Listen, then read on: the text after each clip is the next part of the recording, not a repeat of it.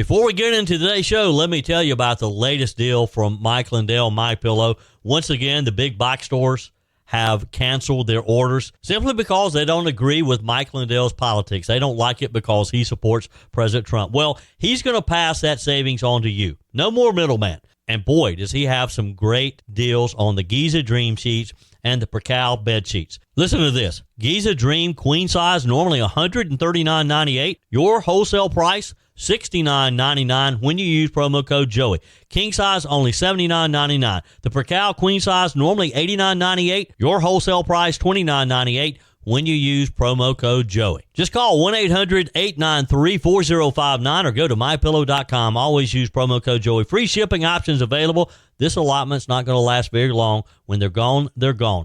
mypillow.com.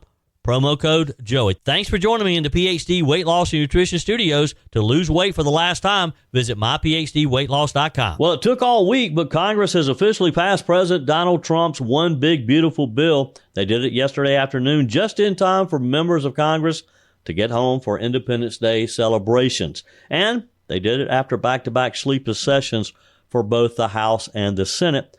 They got it done. We have a final breakdown for you in today's show. 3 people were shot. 1 died of gunshot wounds, leaving a 21-year-old congressional intern dead of his injuries following a random shooting in the nation's capital. And ever wonder what it pays to work in the White House? Well, now you know, as the White House released its annual staff salary report. Top advisors, big names, and there's some volunteers working in the Oval Office as well. We have those details to share with you as well. Lieutenant Governor Pamela Evette joins us for a 4th of July visit. We'll talk about the issues she has discussed with voters as she's traveled around the Palmetto State during her recent town hall forums. I told you we'd be back. And ye shall know the truth, and the truth shall make you free. It's Joey Hudson. I wanted to name it the Joey Hudson bill, but, they don't allow you to put names on bills. But I wanted to call it the Joey Hudson bill because I know that one's been near and dear to you for a number of years. That's how it's done. Let your voice be heard. And the truth shall set you free. Here's Joey Hudson. So if you've been waiting for Washington to do something, anything actually, that actually puts you first. Well, maybe we found that moment because yesterday, and we're not talking about bureaucratic gridlock or partisan tantrums here. We're talking about a legislative victory for President Donald Trump, a real one. Yesterday afternoon, Congress officially passed what President Donald Trump has called his One Big Beautiful Bill. And folks, it is big and it is bold. And now it's headed to the president's desk just in time for the 4th of July signature that he's been asking for. So let me walk you through what happened. After weeks of backroom negotiations, public drama, midnight speeches, and the usual hand-wringing that only Washington professional finger pointers can do, the bill finally made it through. It passed both chambers by razor-thin margins, but it passed. Like in horseshoes, in this case, being close can get you there. And let's be clear, it wasn't just a budget or a resolution. This was a blueprint. It's the Trump agenda, from border security to tax cuts to crushing the Green New Scam, all of it wrapped up into this big, beautiful bill. In the House, the final vote was 218 to 214. A narrow win, but a win. Only 2 Republicans broke rank. And we knew those. Thomas Massey of Kentucky and Brian Fitzpatrick of Pennsylvania both voted no. Everyone else locked in, fired up, and ready to govern. Speaker Mike Johnson, who's taken more political shrapnel than most leaders in recent years, called it a defining moment, and he's right. He said, quote, "The president is very engaged. He helped answer questions and articulate his vision, how urgent it is for us to get this done." And they got it done. That urgency, it wasn't just political, it was economic, it was national, and it was moral. So here's what is all wrapped up in this one big beautiful bill. First, taxes. Let's talk about the taxes. It locks in the lower income tax brackets from Trump's 2017 Tax Cuts and Jobs Act permanently. We won't have to worry about this again. They're there forever. or until another Congress changes it. It also includes new deductions for tipped workers and overtime wages. And let me say this again. If you work overtime, if you wait tables, if you bust your back in a service job, your taxes are going to go down. Now, tell me again how that's a tax cut for the rich, as Democrats want to convince you. Number 2, energy. The bill scraps major parts of the Inflation Reduction Act, which had nothing to do with inflation to begin with, including green energy tax credits. The so-called climate incentives pushed by Joe Biden, they're gone. Instead, this legislation puts that money in American energy dominance so that we will not have to worry about this in the future. We're talking about oil. We're talking about gas, nuclear, the real stuff that keeps the lights on and the economy moving. Third, immigration and border security. The bill surges resources to ICE so they can do their job. It gives law enforcement the tools to track down and deport illegal immigrants, especially those with criminal records. And it strengthens asylum enforcement with new application fees and faster adjudication timelines. Trump's message is very clear. America comes first. The whole America First movement. Then let's move on to defense and national security. Massive new funding is going to the Pentagon. This is going to boost our readiness and deterrence all in the same time. No more hollow threats. No more paper tiger. This is about strength, real strength, at home and abroad. Then, the debt ceiling. Now, this is probably one bit of a disappointment. The bill raises the debt ceiling by $5 trillion. Again, it's not great. We're told it's necessary. So I'm going to trust them with that. Because without it, they say that we're staring down a possible credit default, maybe even later this summer if this wasn't done. President Trump made the hard call, and he balanced it by saying that we're going to get into some additional spending cuts, and that was enough for some of the conservatives in Congress, so that's going to have to be enough for us for now. 6, social program reforms, and this is what we've been hearing the most of probably. This is where it gets real interesting because the bill imposes new work requirements for Medicaid and food assistance. So if you're an able-bodied adult, meaning you can work, you have no dependents, then you're going to have to go get a job or be looking for work to keep getting those benefits, because I don't want to keep working so you can have them and you can stay home and play video games. That's not being cruel. That's just common sense. All Americans need to pay their fair share. Of course, the left lost their minds on a lot of this. House Minority Leader, slip of the tongue there, Hakeem Jeffries called it a tax giveaway and blasted Republicans for debating the bill in the dead of the night. Quote, here, and this is what Hakeem Jeffries said: "If Republicans were so proud of this big, ugly bill, as he called it, why did debate begin at 3:28 a.m.? A good question. Well, Hakeem, maybe because they were working. Maybe because Republicans don't care if it means all-nighters. They're going to get the job done. Maybe because, unlike your party, Mr. Jeffries, they're willing to go without sleep. They're willing to potentially miss being home for Independence Day celebrations with their family, if it means putting America first, if it means saving our economy." The bill had some moments. It almost didn't make it. Wednesday, it was in a bit of limbo. 5 Republicans voted against debating it. 8 didn't vote at all. Behind closed doors, it looked like the whole thing might fall apart after the Senate sent it over to the House. But then President Trump did what he does best. He stepped in. He started the direct negotiations. He hits Truth Social. He posted this: "For Republicans, this should be an easy yes vote, ridiculous." He called out some of those Republicans who had voted no or who had not voted. And behind the scenes, we're told he worked the phones. He was on the phones talking to some of these members of the House. He talked directly to holdouts. He was making his case. And eventually, they came back to the floor and they voted.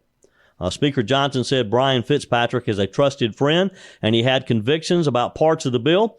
But even with Fitzpatrick voting no, The rest of the GOP got in line. Let me tell you what this means practically and politically. The bill is going to shape the 2026 midterms. Possibly, this may be the highlight of Trump's second term because it's setting the stage. It's laying the foundation for more to come. It gives conservatives something to run on. And it delivers on a lot of the promises that President Trump made during the 2024 election. It also shows a unified Republican Party. Not perfect, not without some drama, but we got it done. They got it done when it was needed. They got into the fight, they had some compromises, and they passed real legislation, and that's the most important thing here, is to get it done for the American people, just like President Trump promised. So, the big, beautiful bill, just in time for 4th of July. I imagine there's going to be a lot of celebrating, and not just for Independence Day, at the White House. Joey Hudson here. America is facing a health crisis, and the answer isn't more meds. I lost over 30 pounds on the PhD weight loss plan without Ozempic or any weight loss shots. Don't settle for a lifetime of medication. GLP-1 injections like Ozempic help some people lose weight, but they come with side effects, high cost, and most gain it back when they stop. At PhD Weight Loss, we reveal Big Pharma's big secret. Your body already makes GLP-1, the appetite-fighting hormone. Our program helps your body make it naturally so you'll drop the pounds faster. With the PhD method, no side effects, no long-term risk, no rebound weight gain, just natural, lasting results, all without hunger or cravings. Right now, get a free body scan and personalized metabolic assessment. Discover your body's true potential without a shot. It's free and gives you the keys to your personalized plan. Do like I did and don't trade your health for a quick fix. Call now at 864-644-1900. That's 864-644-1900 or visit myphdweightloss.com, myphdweightloss.com. I've told you about several stories this week concerning trans in sports. There was a story of the cyclist, this man who is visibly looks like a man, who competed in the USA Cycle Championship, won it, beat out several women who had spent years of their life training, spent money traveling there. We're not told ahead of time that this man was going to be competing, and he won. It's really been a crazy time for women's sports these past few years. And we thought that this was over. We thought that maybe with the president signing an executive order basically banning men from women's sports, and with some of the leagues saying that they were going to take a closer look and changing their policies, we thought maybe this was on the way out. But yet we continue to hear these absurd stories. Well, the Supreme Court, the U.S. Supreme Court, that is, announced yesterday that it will hear two landmark cases that could finally settle one of the most contentious issues in modern sports. And again, that's the participation of biological males in women's athletics. The High Court is stepping in to review state bans in Idaho and in West Virginia that prevent biological males, transgender women, from competing in girls and women's sports. And folks, make no mistake, this is not just about sports. It's about fairness, it's about safety, and it's about reality. So let's start with West Virginia. Back in 2021, they passed the Save Women's Sports Act, a law that says what we all know deep down, that men and women are biologically different. We learned that in high school biology. That no amount of hormone therapy or identity politics can erase the advantage that male bodies bring into female competitions. It's just that simple. So meet Becky Pepper Jackson, a biological male, a transgender student who's been competing on the girls' cross country and track teams. And just this past year, Becky qualified for the state track meet, placing third in discus and eighth in shot put. Now, let that sink in. Biological female athletes who train their entire lives for that podium are being pushed out of top rankings by someone who went through male puberty, someone who still possesses the physical advantages of a male body, regardless of hormone blockers. West Virginia Attorney General John McCuskey isn't mincing words. He said it very clearly. The people of West Virginia know that it's unfair to let male athletes compete against women. And he's right. This isn't complicated science. This is just basic common sense. But what did the lower court say? Well, the Fourth Circuit Court of Appeals blocked the law, arguing that it violated the Equal Protection Clause of the Constitution. Now, our founding fathers are all rolling over in their graves, the ones who actually wrote our Constitution, the one who actually signed the Declaration of Independence, our fathers who really set up our country to make it great like it is today. They're rolling over in their graves, seeing how their words are being used with such lunacy now. So now it goes to the Supreme Court, where hopefully reality and common sense will prevail. Now, over to Idaho. The story there. In 2020, it became the first state in the country to ban transgender athletes from competing in girls and women's sports. That law got tied up in the courts thanks to a lawsuit from Lindsay Hecox, a transgender individual who wanted to run track at Boise State on the women's team.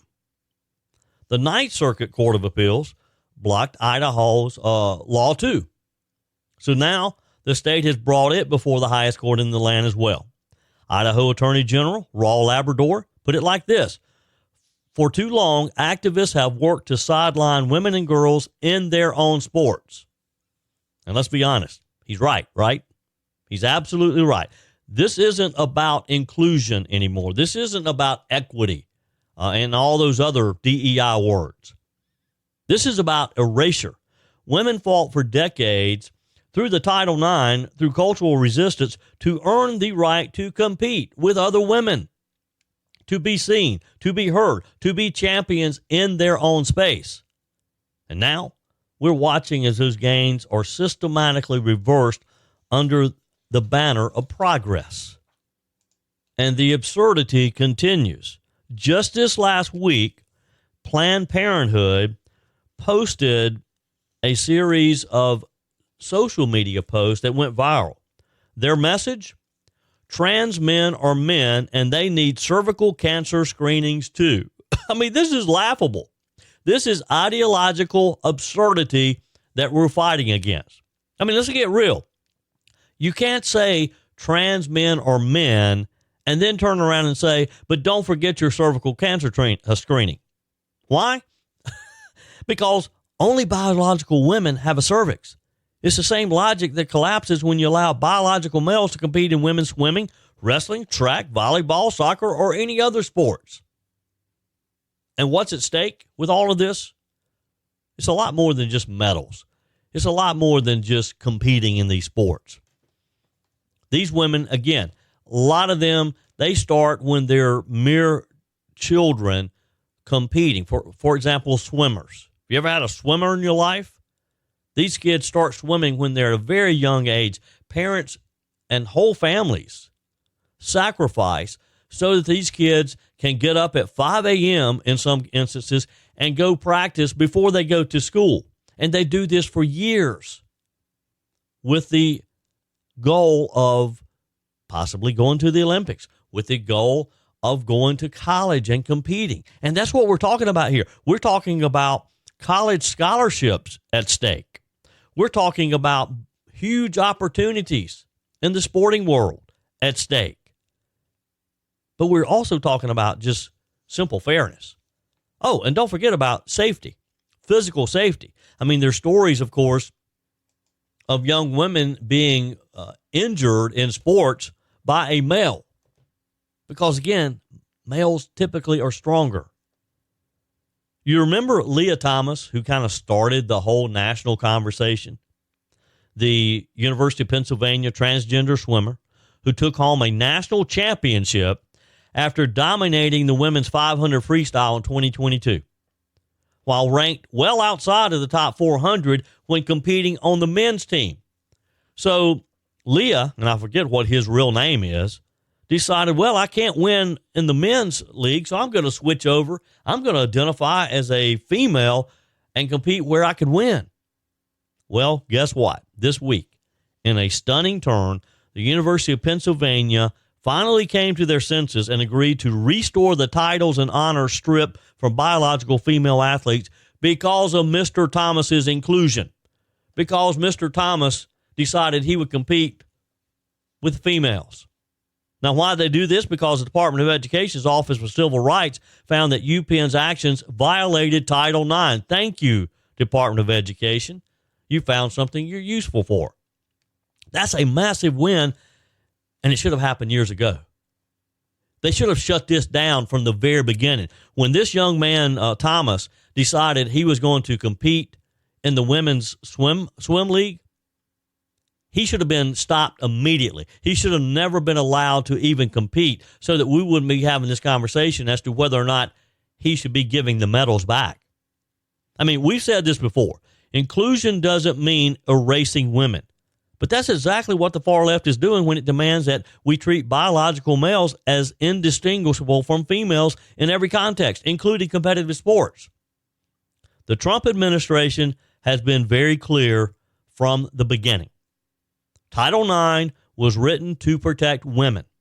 And that's why this issue, now before the Supreme Court, matters so much, because this is about the heart of civil rights law. Here's the reality. And I know that the mainstream media don't want to talk about it. You're not going to hear the ladies on The View talking about it. But we do here. When it comes to athletic performance, biology does matter. Ask any coach, ask any trainer, ask any Olympic official. You can't legislate your way out of testosterone, lung capacity, muscle density, skeletal structure, or years of physical development under male puberty. And it's not transphobic to say so. It's just being honest. It's recognizing reality. What we're seeing is an entire political movement asking America to look away from reality, to pretend these differences don't matter, but they do. And if we're not willing to say that now, if we're not willing to draw a line in the sand for the next generation of girls, who will? Now's the time to stop this absurdity. So this fall, the Supreme Court will hear oral arguments in both the Idaho and West Virginia cases. These decisions will shape the future of women's sports. They'll define the meaning of equality under the law. They'll tell us whether reality still matters in these United States of America. So here's what we say to the justices of the Supreme Court. Stand for fairness, stand for truth, and stand for women.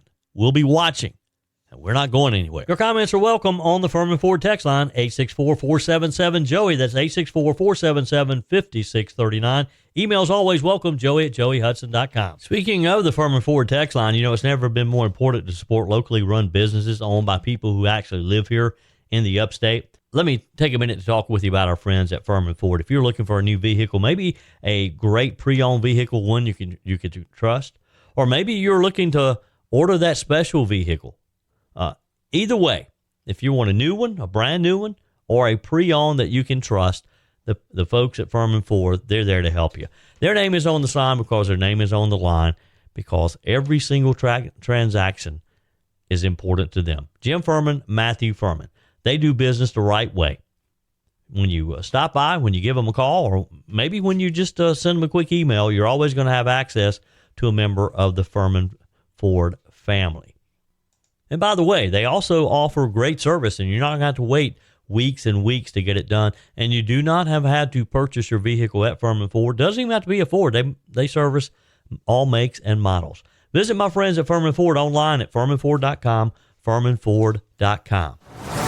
On our guest line, Lieutenant Governor Pamela Evette. Happy 4th of July. Happy 4th of July, Joey. I hope you guys are going to go somewhere fun, getting your flags and your banners, your red, white, and blue banners all ready to hang up. I know that's what I'm going to be doing today, is decorating the house for the 4th. We're going to be at our happy place over on beautiful Lake Kiowee in Oconee County, and we'll be putting banners and stuff on the pontoon, I guess. That is perfect. I was up in your neck of the woods just the other day. I kicked off the SC7 expedition, as we always do, in Oconee County with President Alexander. What a wonderful man. And our new director of DNR, Tom Mulliken, and a big group of people. So we hiked on a very warm day, but not as warm as last week. But it was a good way to start off, starting out in beautiful Oconee County. Yeah, I'd need to catch up with Director Mulliken and talk about that. That is a great program. I saw some of your posts on it. That's something everybody needs to know about. Yep, get on, follow the travels of the SC7. They will be hiking from the mountains to the sea all the month of July in a different spot. And they encourage everybody to jump on the trail and see all the beautiful things that sometimes we miss because it's in our own backyard. Yeah. You had a great group of folks in Rock Hill this week. You've done a number of these forum-type events around the state.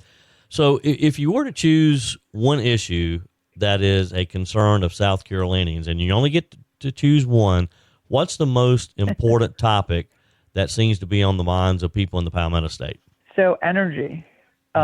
Shockingly, energy has popped up everywhere. People wanting to understand, what we're going to do about this energy issue. People are starting to feel it. The first time we brought it up, I think we talked about it with you in Greer, which was the very first kickoff of these forums. And it has been one thing, we've done them all over the state, every different region, and it's the one thing that pops up everywhere. Obviously, there's more localized issues that tend to come up, but that one comes up everywhere because I think everybody realizes that energy is a national security issue. If we're going to continue to grow and if we're going to try to keep our energy prices down, we have to make sure we have the capacity to do it. And so that's been a big topic everywhere. Yep. We didn't get to talk last week, and we had a big decision from the U.S. Supreme Court that will allow South Carolina to block Medicaid funds to Planned Parenthood. What's your response on that? Joey, that was a huge win. I say everybody owes a debt of gratitude to the governor and the attorneys out of our office, our governor's attorneys, because,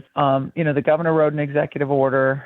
It got fought. It ended up getting argued in the Supreme Court because the governor refused to take no for an answer when he was told that, we weren't going to argue it. And when it came up, he said, then we're going to do it ourselves. And, Thomas and Grayson and the governor mounted an amazing defense on it. They flew up to Washington. They were there when it was heard in the Supreme Court. I'm really proud of what they've done. And it wasn't just a win for South Carolina. It was a win for the entire country. Yeah. People who don't believe that our tax dollars should go for abortion now know that they won't. And it got heard in front of the highest court in the land. And Yeah. I say, when you see the governor, if life means something to you like it does to us, then thank him. Sure. Because he would not take no for an answer on that case being argued. Yeah. Lieutenant Governor Pamela Evette is with us today. Speaking of that, I know you're very involved with other lieutenant governors. I mean, do you believe that other states may take South Carolina's lead and exclude Planned Parenthood from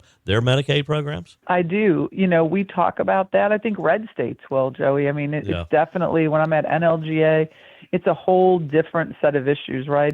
It's really kind of sad. You see it playing out on TV, especially like when it comes now to President Trump's One Big Beautiful Bill. They will fight whatever we're doing in a red state. But in red states where people just say, listen, fundamentally, I don't like abortion. Even the people, I think you have two kind of groups of people when you talk about abortion. You have the people that religiously feel that it's murder, right? That's where we sit. Then you have people that say, listen, I'm not going to get involved in other people's business.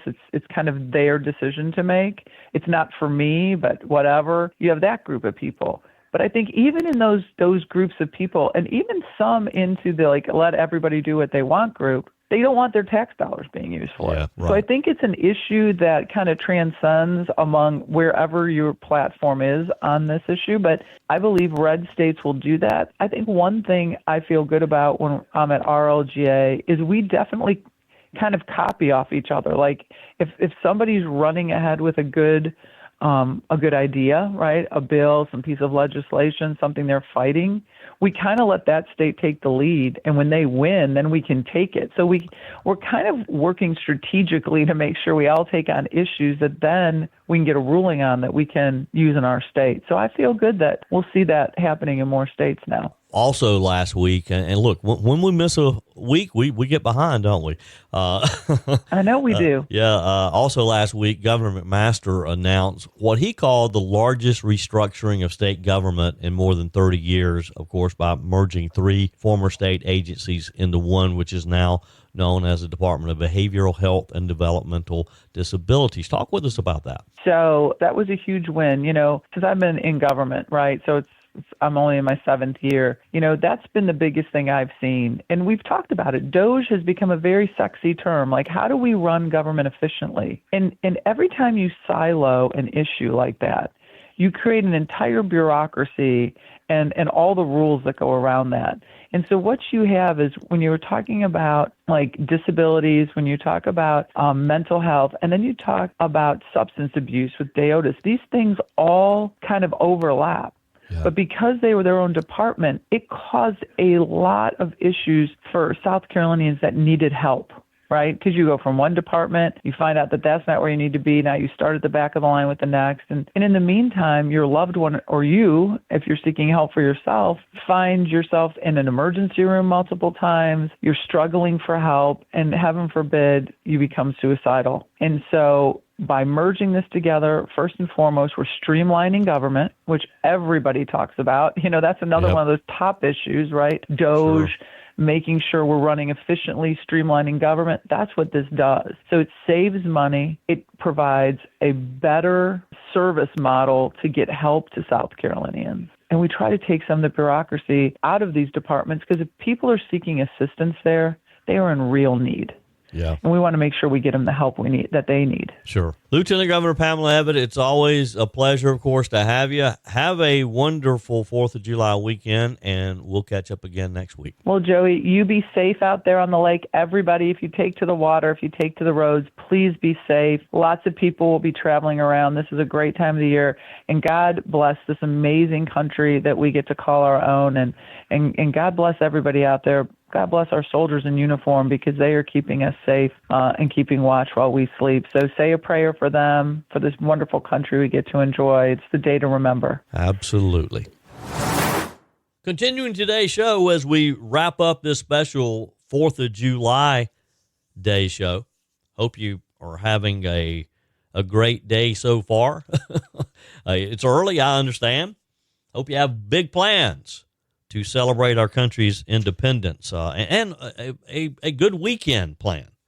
Some time with your family and friends. Peg and I certainly, we plan to be out on the boat some, and just having a nice leisurely weekend, while also remembering why we have this long weekend to celebrate. Have you ever wondered what it would pay to work in the White House? The Trump administration released its annual White House salary report yesterday. I have those details for you. First, a sad story out of our nation's capital. A Congressional intern, 21-year-old Eric Tarpinian Jacob, was fatally shot Monday night in the nation's capital. The incident occurred around 10:28 p.m. Near 7th Street Northwest. This young man was a student at University of Massachusetts Amherst. He succumbed to his injuries on Tuesday after being transported to the hospital Monday night after being shot. 2 others, an adult woman and a 16-year-old boy, were also injured and transported to local hospitals, we're told by local authorities. According to the Metropolitan Police Department, the shooting took place when several individuals exited a car and opened fire on a group of people. It seemed to be random. Authorities believe that this young man, Tarpinian Jacob, was not the intended target of the attack. But it's kind of scary to think about being in the nation's capital, what you would think to be the most secure city in the world, and something like this can happen. He was serving as an intern in the office of Representative Ron Estes from Kansas. A rising senior, he's majoring in finance with a minor in political science at UMass Amherst. He was also participating in a spring fellowship with the Fund for American Studies. Representative Estes issued a statement remembering Tarpinian Jacob for his warmth and dedication, saying, "I'll remember his kind heart and how he always greeted anyone who entered our office with a cheerful smile. We are grateful to Eric for his service to Kansas's 4th District and the country. Please join Susan and me in praying for his family and respecting their privacy during this heartbreaking time." Friends of the young man also expressed their grief. Philip Peterson, a friend, described him as a very easygoing person to be around and shared his regret about not spending more time with him in D.C. Tarpinian Jacob was originally from Aberdeen, Mississippi, according to the Fund for American Studies. The Metropolitan Police Department is offering a $25,000 reward for information leading to an arrest and conviction in the case. Let's hope they find the person who did this. So the White House is probably the most exclusive place to work, you would think. The Trump administration released its annual salary report, which offers a rare inside look at how much taxpayer money, how much you and I are paying some of the Trump team. And this is important, who's actually working for free, because some are working for free. According to the data, salaries among White House employees range from $59,070 to $225,700, with several senior officials declining compensation entirely. They're volunteers. So here's what we have. At the top of the list is Jacqueline Clapp, a senior advisor who is the only staffer receiving the maximum White House salary of the $225,700. Just below her is Edgar Merchant, an associate counsel earning $203,645. And then you have a whole group of the 33 high-ranking officials who are each earning $195,200. This group includes some of the most recognized names, people that you would recognize. For example, Caroline Leavitt, probably one of the most recognizable members of the Trump White House, other than President Trump himself, the White House press secretary. Tom Homan, the administration's border czar. Susan Wiles, President Trump's chief of staff. Peter Navarro, the trade advisor. Stephen Chung, communications director, and Stephen Miller, Homeland Security advisor, and just Stephen Miller does a lot. I love to hear him talk. So all of those folks are earning the $195,200. The report also shows that 108 employees earn between $59,000 and $80,000 annually, covering a wide range of junior aides, administrative staff, policy coordinators. Meanwhile, the speechwriting team, who are responsible for crafting President Trump's high-profile speeches, his addresses, they earn between $92,500 and $121,500. 8 employees listed are not drawing salaries at all. In some cases, this is due to existing compensation from other parts of the federal government. Some means that they're just volunteers. For example, Secretary of State Marco Rubio is serving as National Security Advisor without additional White House pay. He is paid at the State Department for his duties as a cabinet member. Steve Witkoff, a special envoy for Trump's Middle East policy, receives his pay through the State Department as well, not through the White House. And then, of course, you have President Trump's own compensation. The report doesn't list the president's salary, but we all know that under federal law, the president earns a base salary of $400,000 a year. He gets a $50,000 expense account and $100,000 for travel and $19,000 for entertainment. And, of course, true to the precedent that the president set in his first term, the president says that he is donating his salary to various federal agencies. The report does not give details of who those agencies are right now. The report lands alongside President Trump's continued efforts to reduce the federal workforce, part of a broader campaign promise to rein in government spending. That's what it's all about.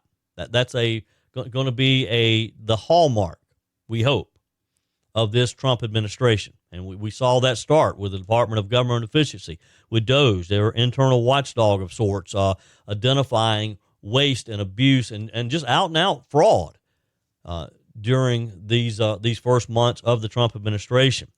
While the White House did not immediately comment on salary disclosures from questions from Fox News, the report, of course, shows a lean but high-powered core of returning Trump loyalists, people who just want to do the right thing, people who just want to help President Trump accomplish the things that he promised he would do during last year's campaign. Because you look at these people, you look at Tom Homan, you look at Susan Wiles, you look at Peter Navarro, $195,200. Yes, that's a lot of money. But it's not a lot of money to some of these people who could be making a lot more money working in the private sector. So kudos to them for wanting to help the president make America great again. That's it for today's edition of Just the Truth. Thanks for joining me in the PhD Weight Loss Studios. To lose weight for the last time, visit myphdweightloss.com. If you haven't joined my mailing list yet, visit my website, joeyhudson.com. Click on the Connect with Joey button so that you can receive our emails and the most up-to-date news. Also, join me on my YouTube channel. Be sure and like, comment, and subscribe. Just search for Joey Hudson. As always, thanks for spending a few minutes of your day with me. Do me a favor and forward this episode to a few friends. Just click on the share button and send to your contacts. We need to build an army of conservatives to win our country back, and we can do that by continuing to share the truth with our friends and family. Keep those comments coming via the Furman Ford text line 864-477-JOEY. Email to joey@joeyhudson.com, and I love your messages on the MyPillow message line. Again, that's 864-477-JOEY, 864-477-5639. Be sure and take advantage of the MyPillow special, just $14.88 on the standard MyPillows when you use promo code Joey. Order online at mypillow.com or call 800-893-4053. We're back again tomorrow and hope you'll plan to join us. Until then, remember, God's got this. He's still in control.